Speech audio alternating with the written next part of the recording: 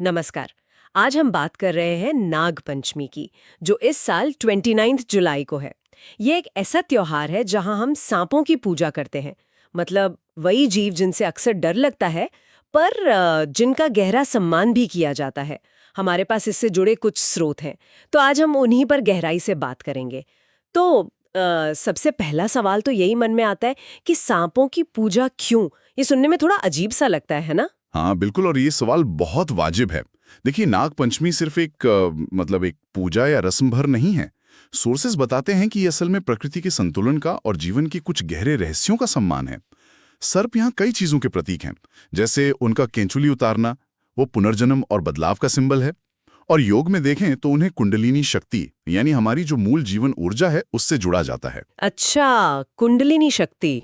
जी, और दिव्य संरक्षक तो हैं ही।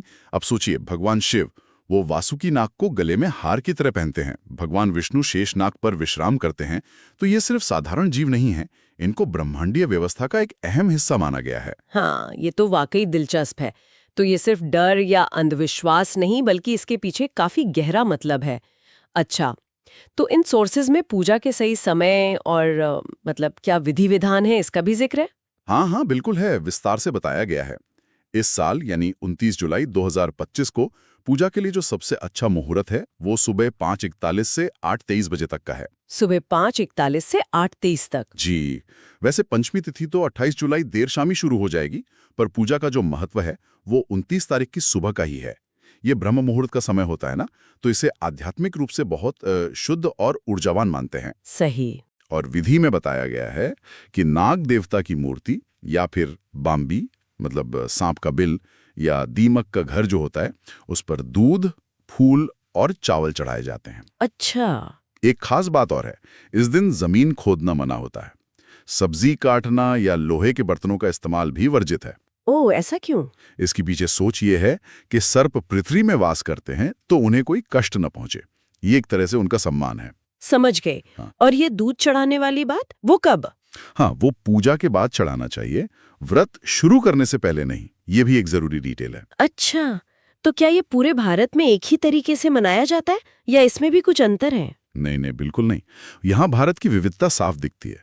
सोर्सेस बताते हैं कि जैसे महाराष्ट्र में, वहाँ महिलाएं दरवाजों पर सांप की रंगोली बनाती हैं। रंगोली? हाँ, और गुजरात में इसे 15 दिन बाद नाग पंचम के नाम से मनाते हैं। किसान इस दिन खेतों में हल नहीं चलाते, मतलब धरती को आराम देते हैं। अच्छा, और पहलवान जो होते हैं वो भी इस सांपों को ताकत और मर्दानगी का प्रतीक मानकर उनका सम्मान करते हैं। अच्छा। एक बात और, कई जगह कॉमन है, लोग काल सर्प दोष, जो एक ज्योतिषीय प्रभाव माना जाता है, उससे मुक्ति की कामना करते हुए भी पूजा करते हैं। सही। इन सब रिवाजों और मान्यताओं के पीछे जरूर कोई कहानियां भी होंगी। सोर्सेज में कुछ मिलता है? हाँ बिल्कुल, एक बहुत ही महत्वपूर्ण कथा महाभारत से जुड़ी हुई है। राजा परीक्षित थे, उनकी मृत्यु तक्षक नाग के काटने से हुई थी। हाँ, सुना है। तो उनके बेटे राजा जन्मेजय, उन्होंने बदला लेने के लिए एक बहुत बड़ा सर्प सत्र यज्ञ शुरू किया। अच्छा। उनका लक्ष्य था कि दुनिया के सारे सांपों को खत्म कर दें। ओह। लेकिन कहते हैं कि श्रावण महीने की पंचमी तिथि को ही ऋषि आस्तिक ने बीच में पड़कर उन सांपों को विनाश से बचाया। अच्छा, तो ये कहानी है इसके पीछे। जी, तो इस लिहाज से नागपंचमी एक तरह से बदले पर दया की जीत का भी प्रतीक बन गई। सोर्सेज में कुछ खास मंदिरों का भी जिक्र आता है, जैसे नागपुर का नागोबा मंदिर है, उज्जैन का नागचंद्रेश्वर मंदिर है, ये काफी प्रसिद्ध हैं। तो अगर हम इन सभी स्रोतों को मिलाकर देखें, तो नागपंचमी असल में प्रकृति के उन प्राणियों के साथ एक सामंजस्य बिठाने का दिन है, जिन्हें हम अक्सर गलत समझते हैं या जिनसे डरते हैं। बिल्कुल सही कहा। और अगर इसे थोड़ा और बड़े नजरिए से देखें ना, तो ये त्योहार हमें सिर्फ बाहरी रस्मों से आगे सोचने के लिए भी कहता है।